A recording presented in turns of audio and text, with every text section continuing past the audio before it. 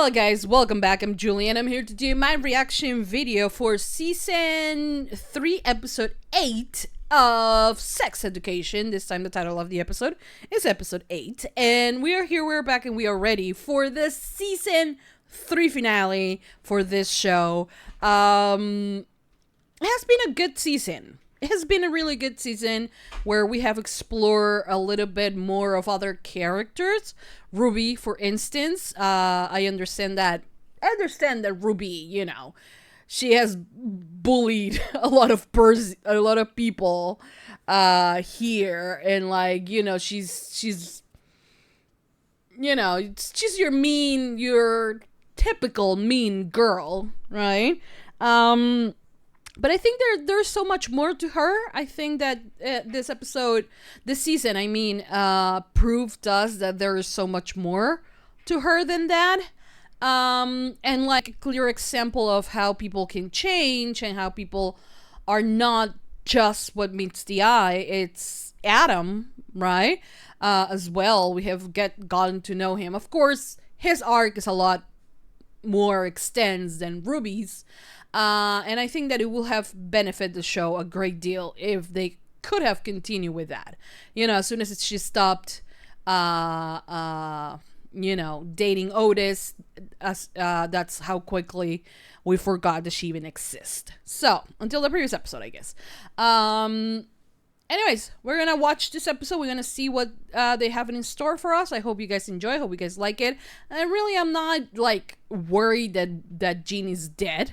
Or that she might die.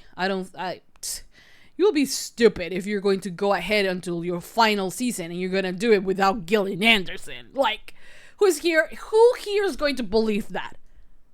Absolutely no one. Anyway, so, and Maeve and Otis also kiss, which is like, no one cares. Anyways, that's it. I hope you guys enjoy. I hope you guys continue supporting for more. Please don't forget to give this video a big thumbs up, subscribe, comment, hit the notification bell.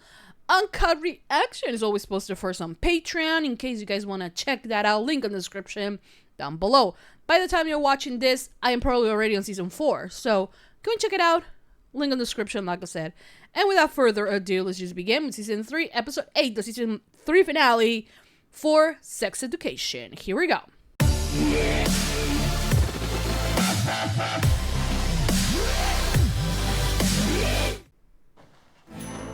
Strawberries, cherries, and... That must be... tighter. Take off. Seen that yet? I'm gonna get some more tea. I'll see you in a bit. And she's all her own. She tried to ask me about Maeve. I told her that everything she does is a mess. That was horrible. And now You are horrible sometimes. just wish I could tell her all about her.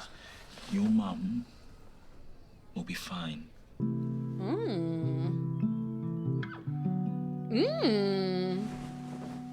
Yeah. I kissed someone else in Nigeria. You I don't feel like a know? bad person. I don't even know why I did it. It made me feel free. You're not a bad person. No. Did you wash your hands? Notice? Oh, no, you... What's this? I'm competing with Madam tonight. Didn't think that you would want to come. Of course I want to be there. I think it's time I outgrew the alien thing. Not like this. Don't do it. Don't do it. Is that Eugene? People love gossip. Eric kissed someone else. Yeah, it feels shit. I hate him, which is annoying because I also love him. I know that feeling, yeah. She's gone! The office is empty! Holy fuck! Oh! She's actually gone. Man that got trapped under a vending machine and he died. Really? No. This is not about the kid cat. I'm sorry, man. She can't. She won't. Don't make me cry. Oh!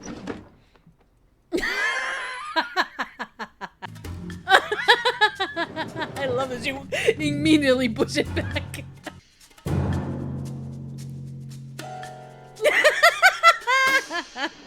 I am the king. Yes. Yeah, that's pretty great. I'm king. No, your She's mom. high on anesthetic. Yeah, she doesn't Told me think. She's the king of everything. Friend. But you need to go and talk to Adam now. Don't know what to say to him. Are you sorry? Tell him how you feel. You should come in the bush with me. You never left me behind. I left you behind. I was too young and stupid to have kids. I've let you down over and over again. That's why I need you to take this money. Oh my God, I'm I'm going gonna to cry. America. No, I don't want to hear any more about it. Okay. Oh, Aaron, thank you again for the tears. She's really hiding, you know? So, what does this mean? It means that we can still be friends. I'm sorry, this isn't gonna work out. Can you sign your story? Glenoxy's my hero. Aww.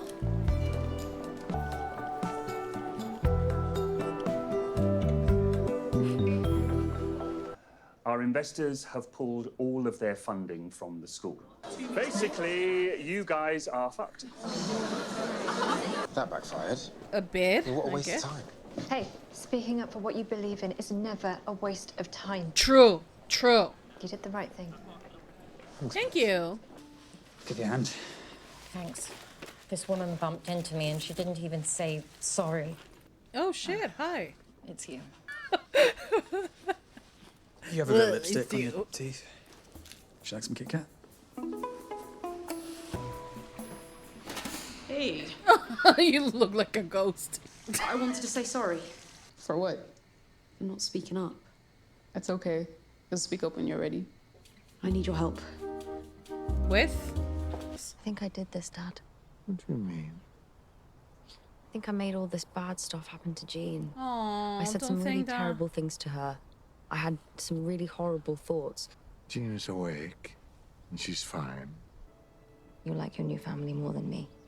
Oh, Because I remind you sweetheart. of the pain. Don't say You that. remind me of joy. Okay, Only joy. you're on the cheers. I don't know. Maybe in PMS. Who knows? Okay.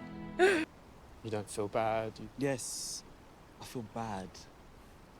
I feel bad I hurt you. I just feel like I'm ready to fly, and you're just learning to walk. Because he has to high. We're gonna break up, aren't we? Honey. I think we have to. Yeah. Oh shit. We're just going in different directions. Very well. Oh Of no! course I do. No! Don't do this to me! Don't do this to me! Don't do this to me! What the fuck? Aww. Maybe we should call it Joy. Oh, that's a beautiful name! Me too. Oh yeah, we It's a have pretty good you. case. You know, I'm not that much older than you, but my generation knew how to conduct themselves. The issues we talked about have always been there. People just haven't felt safe enough to raise them. That's what's changing. You have no idea what it's like to wake up to the feeling of failure. Okay, he's How good are with you this. a failure? It doesn't do the one thing I want it to do. I think saying you feel disappointed by something you want but maybe can't have makes you honest. He's such a And he's admitting your great. vulnerabilities makes you courageous. But thank you. Congratulations, Dr. Milburn. Thank you. Really beautiful how you navigated that. And I never want you to not pursue an interest in therapy. The weight of the responsibility. I didn't mean what I said. All your relationships being a mess. Do you think you're pretty brave? I realise I still behave Like a child. like a Yes. child. Time. Yes, I know. And I pretend I still need you. The thing You're you not always a need. child. You're a young man. Sometimes I find that difficult to accept. And I'm Right? sorry. Oh god. There's someone called Maeve, and she's really important to me. I know I don't really understand anything about love. I think she's my person.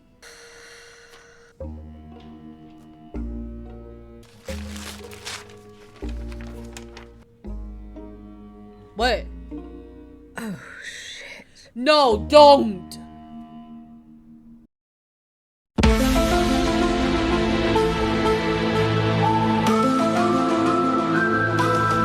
Girl, don't. Woman!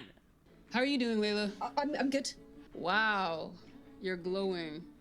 Truly, yeah. That binder is designed for safer chest compression. It feels so much better. Yeah? Yeah. Look at him. He's a natural.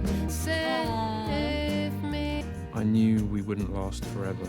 Yes, I was Lily! waiting for this day. Oh, she's so proud. First place goes to Frank Larson and Howard the Judge. Oh, but this is your first time. Gruff and Madam for one of the best debut performances we've seen in a long time. Give them a round of applause. Yay! Why are you here? This is my mum's favorite place. I'm sorry, I didn't realize how much you were missing your mom. I'm sorry I said that aliens weren't real. I want to try and be more open-minded. I wish I could tell her about you. I know she'd love you. Aww. Eric wasn't my friend, Mum. He was my boyfriend. We broke up. Oh, my baby. Please don't tell Dad I didn't win a proper prize. He'll just be disappointed. God, I was stop. We broke up. Oh, bro. Yeah, it was horrible. Can you talk about it? No? Let's finish this treehouse. You have the hammer in the wrong way. They put me on a flight tomorrow, but I'm not going. Why? What? Because things are good with Otis. I don't want to mess. Honey, you're gonna give up America for Otis? Hey, God. Maeve Wiley, talking to you as your second mother now. Okay. If you decide to not go to America and make your disgustingly big brain even bigger, I'm gonna have to end our friendship. Don't forget about me. Impossible. Impossible, babe. Come on. What are you doing here? I've changed my mind. Not about you. America. You guys can still You know call you each need my other. help for the clinic, right? It's your gift. Proud of you. I mean it. America. Yeah. Yeah. You know that this is the right thing to do. Wish me luck. Bye, Eric. Bye, man. Come back soon, aw. That's good. Okay, guys, so that was the end. That was the end of season 3, episode 8, the season 3 finale for Sex Education. And it was a really good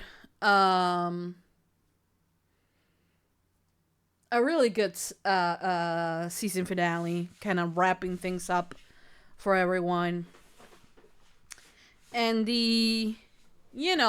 not so much of the will they, won't they thing. I think it has been resolved.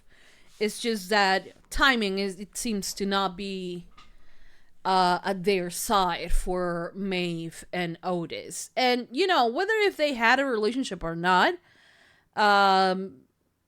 if they were closer, like if they have started dating at the beginning of this season and got together already, I think by the end, Maeve was going to make the same decision, because her education, the fact that she's smart, that she got in, and all of that, it kind of is, it's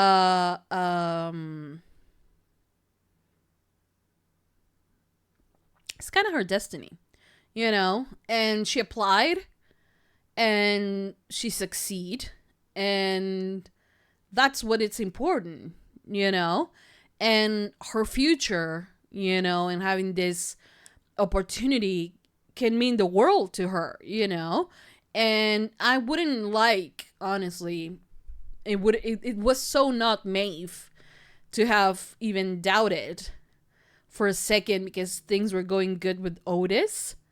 Like, you want to talk about being romantic and whatever. Yes, you should allow yourself those type of moments. You know, you don't need to be so cynical about it. But also you have to be realistic, especially at that point in your life. And you know what? Scratch that. At any point in your life, you know, when you have this opportunity to grow as a person, you know, do it. And also if you feel romantic and like, you know, you can make it work. I mean, she's not going to America to stay there forever. She's just going to this thing, you know. So relationships aside, we're in the new world, you know. You can have phone chats and you can make it work if you want to, you know. So for me, it's honestly, it was a no-brainer. I don't know why Maeve actually, you know, waited until the last second to actually, you know, say, oh yeah, I'm going, and like, I'm not going because of Otis, you know, and like, I'm sorry, but that's just not it. But yeah, you know, season 4, I mean, do I want to see them like smooching all the time? Not really. You know, I will be okay with them just be separated again. I don't really much care about their relationship, you know? So, fuck them. I don't really care. I feel like they overdid it with their relationship, you know? The will they one day. This season they should have happened early on, season 3. And navigate their life together, and that's it, you know. But I feel like they are this ship that is supposed to be the one that is, and it's very difficult to do something like that you will make your audience feel like, oh no, it's them forever, and like it's just the universe trying to separate them. It's kind of like Otis and Maeve cannot be as epic as Fitzsimmons, you know what I mean?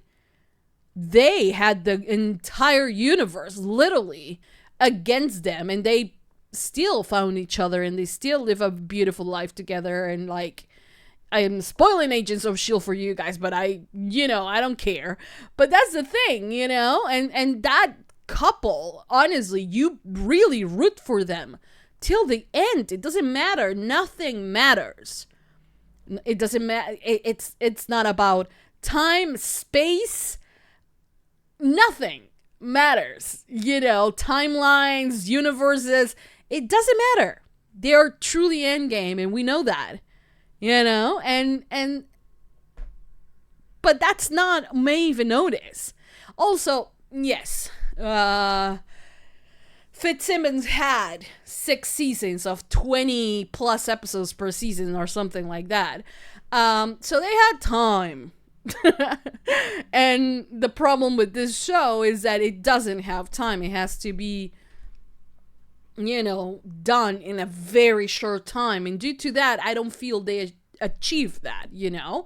And the fact that they never give them a chance, not even by this season finale, you know, they could have ended with the I'm going to America, wait for me for 2 months, I don't know how long it's going to be, and I'll be back and we will, well, they did technically said that, but to make it a little bit more romantic, and like, we will text, we will call, we will have a relationship, you know, and that will be fine, you know what I mean?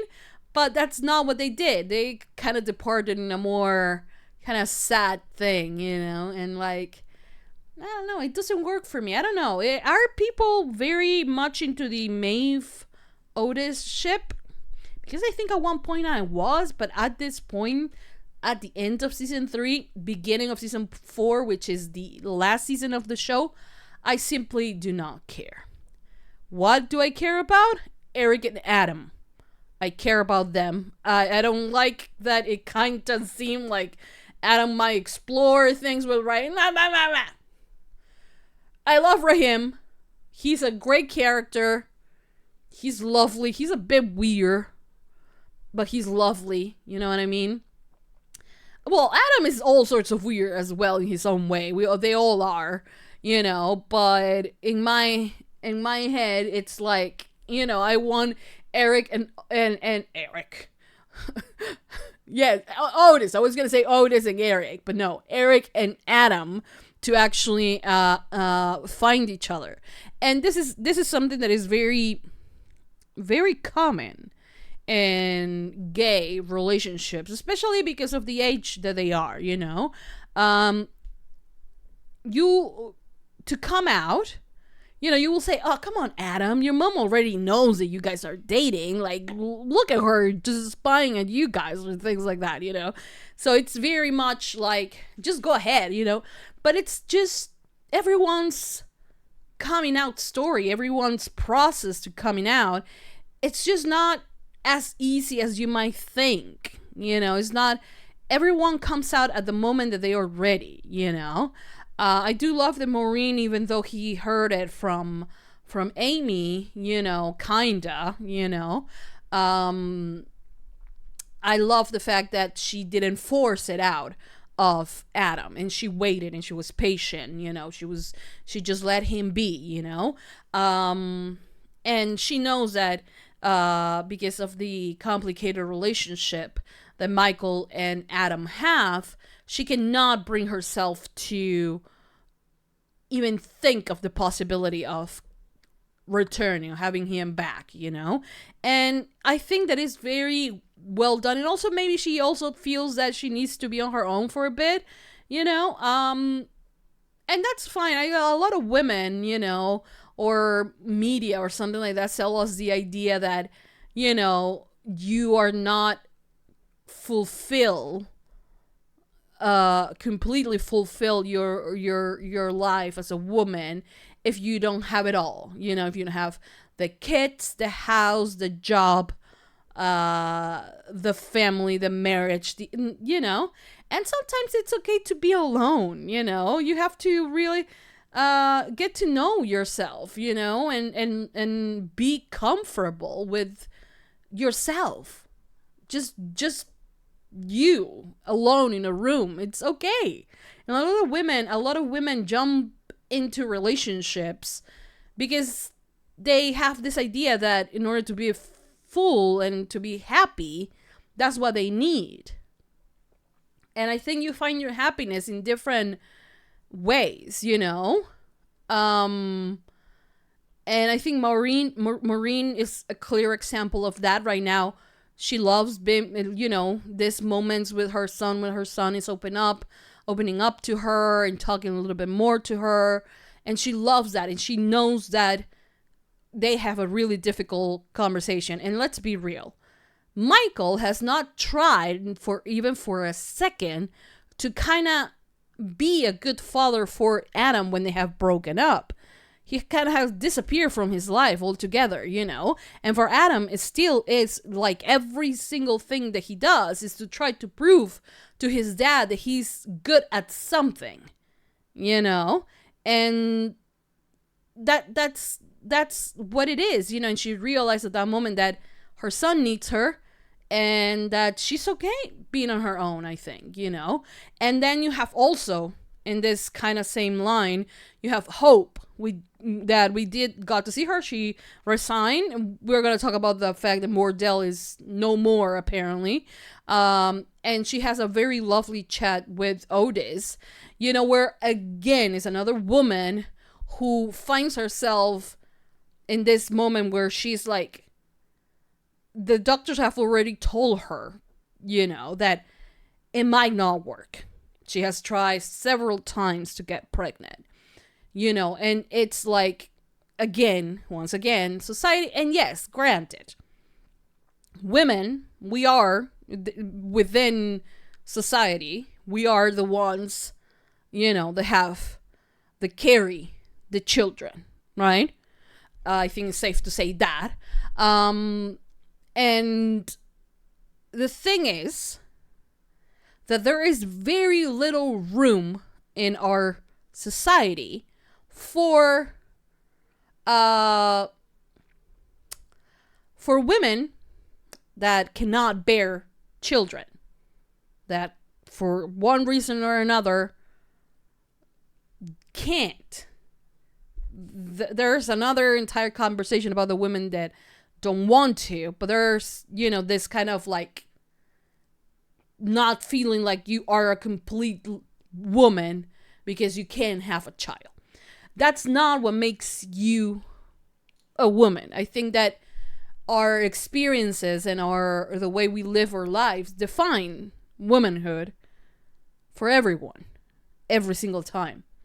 I don't believe that a woman that decides to have children is more of a woman than one that doesn't, that doesn't have by choice, or another one that sadly, something, doesn't work, her and sadly cannot have children. There's this whole stigma about it. And now with also having the other side, which is trans women that can also bear children. Again, that doesn't mean that they are less thought of, less like every time we try to, I think society tries so hard to just put us in like boxes that is really wrong. For me, for example, I had my kid when I was very young. I mean, not that young, by the way. I'm not a teen mom or anything like that. Well, anyways, we're not gonna talk about that. But the thing is that I have a child. He's older now. He's 16. He's in a special needs kid. He has autism. And the thing is that before him, though I did not have that much time to think about it, let's be real. I was very young when I had him. But I always thought that I did not want it to have a child. That, oh, no, that was just not what I wanted. All my cousins, because they are older than me, they were getting married, they were, having children. And I was like, yeah, that's not for me, until I found out that I was pregnant and I loved it, and I have loved him from the first moment I knew I was pregnant, even before I was pregnant, because I felt, him, and I will love him my entire life. And I feel this sense of fulfillment because I'm a mom and because I did a lot of things for him, that at the moment that I was doing them, I didn't even recognize them. Why? Because I was forced to believe that since I took a step back from my career, that I was not successful in life, because you're just a stay-home mom. And like the amount of hours I spent with my child in therapy and then coming back home to, keep reinforcing that therapy and everything that I was taught to keep bringing it back home, to do the homework and to do all of that. I dedicated 24/7 to my child, and I was still looked down. Like in Hope's case, let's forget about the fact that she got fired and what happened in Moordale. But she's thought as less because she doesn't have a family, because she can't carry a child, right? And I was thought as less because I couldn't continue with my career. So at the end of the day, fuck society, because they are always going to tell you that there's something wrong with you because you don't want the other thing. She has a marriage. She has a successful career. I understand that she wants children, but can't have it in the regular way. She could easily, well, not easily, but she could try to embrace the fact that, she might adopt. She might find a surrogate as well, if there's nothing wrong with her ex or things like that. But there is this thing within us that tell us from the get-go, and it comes out from, since you're a little girl, you're, forced to this role of, here's your doll, you're a mom, this is your child. And, from a very early age, we are taught that that's what we're supposed to do. You know, and most women end up either deciding to do it or opting out, you know, but they have the ability. Then there are women like Hope that do not have the ability to reproduce in like the normal sense of the word. But that doesn't make her any less of a woman, you know? And I feel bad that she feels like that, because she represents, let's be clear, Hope is a very difficult character to feel sorry for because of everything that she has done. You know, I understand her as a woman, as a teacher, and as a, you know, I can understand her and the decisions that she made, you know? It just baffled me that there is this side of her that wants these things. I don't know if she wants it truly because she wants it or because society tells her that she needs to have them. Or I truly don't understand. But there are so polar opposites that make Hope such a complicated character. You know, I don't know if we're going to see her for season 4 or not. God knows. But that's the thing. I think that it has had an impact in really understanding what womanhood is and what motherhood could look like, you know, and how society will never be satisfied with anything you do. Because if you have children but you still work, who is actually raising your kids, you know? But if you stay at home, you're just like, oh, you're so lame because you don't get a career, you don't have aspirations or anything, you know? It's honestly sexism and just society, you know, telling you, and you just have to get out of your head. Honestly, you have to get out of it, like stop listening and just feel what you're doing is, whether if it's right or wrong, you know. So anywho, we have that. We also have, oh, by the way, before I forget, Jean did the DNA test, which I thought it was very complicated to do when the babies are still, you know, inside. Right? What was I saying? When the babies haven't been born. And doing the procedure, this is what I understand. This is what I read someplace. Okay? Doing that procedure might lead you to have an early, you know, how you say it? Deliver. Right? Labor. To go into labor earlier. I did not knew she actually did it. But apparently she did. And then she says, oh shit. Oh shit, why? God damn it! I am so frustrated. I'm so frustrated. I just wanted to say that. What it means, I don't know. Anyways, Otis crying for his mom. I was sure, man. She's not gonna die. She's Gillian Anderson. You understand that? You don't fucking kill Gillian Anderson on your show.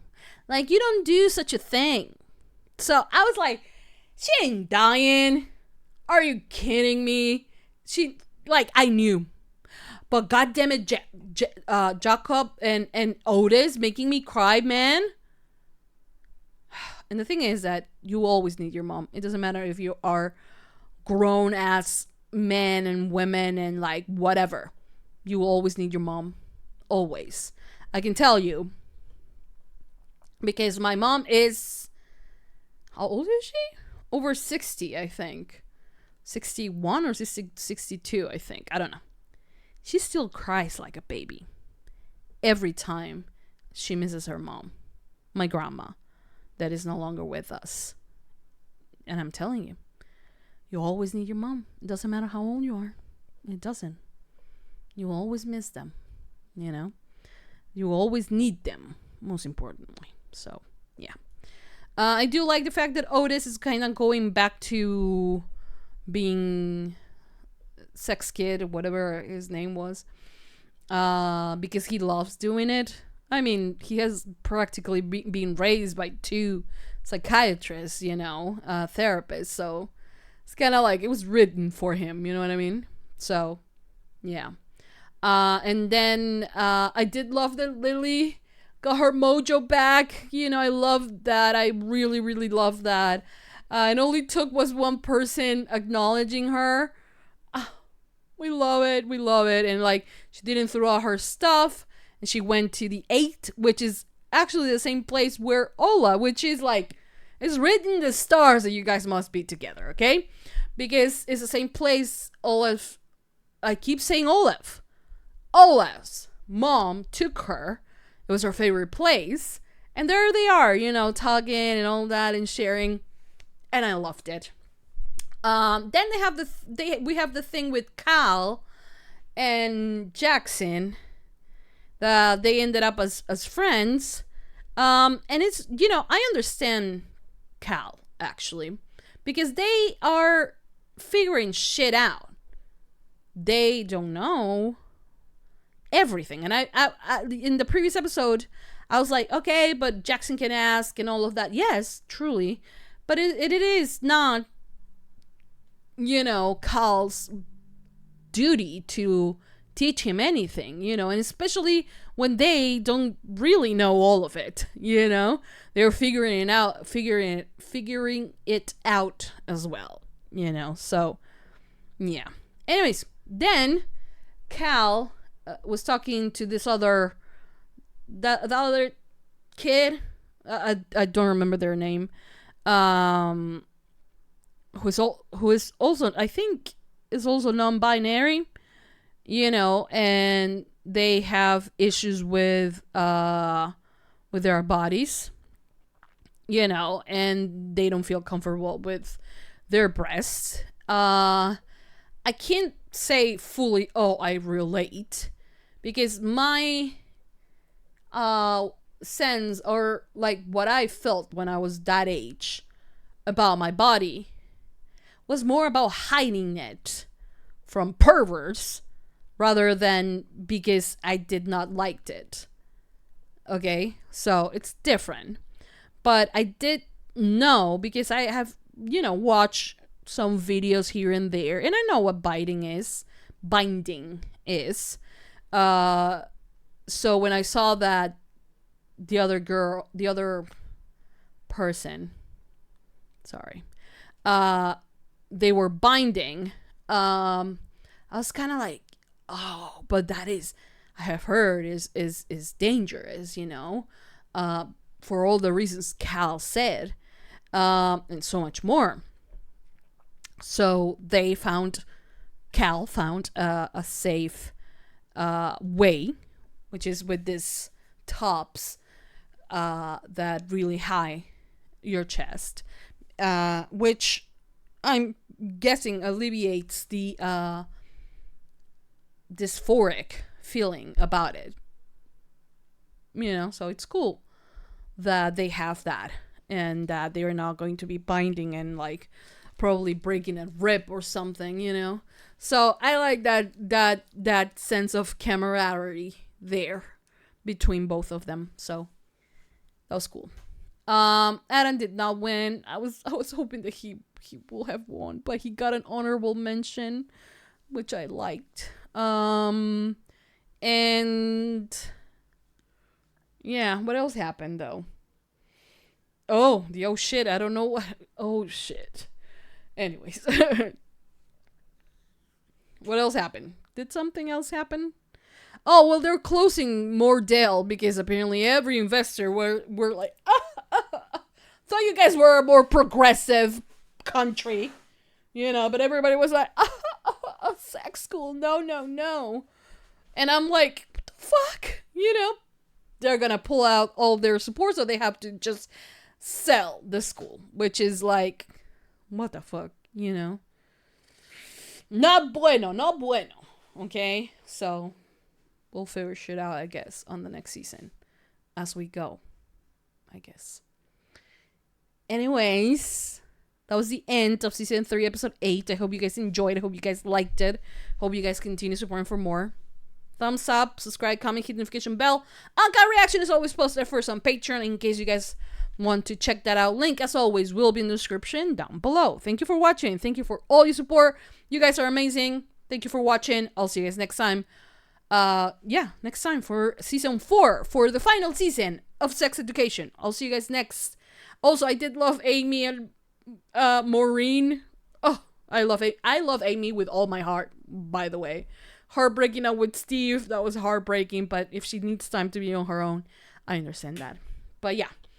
Anyways, that's it. Thank you for watching. Thank you for all your support. You guys are incredible. I'll see you guys next time for the final season of Sex Education. I'll see you guys next time. That's it. Bye. Mwah. Bye.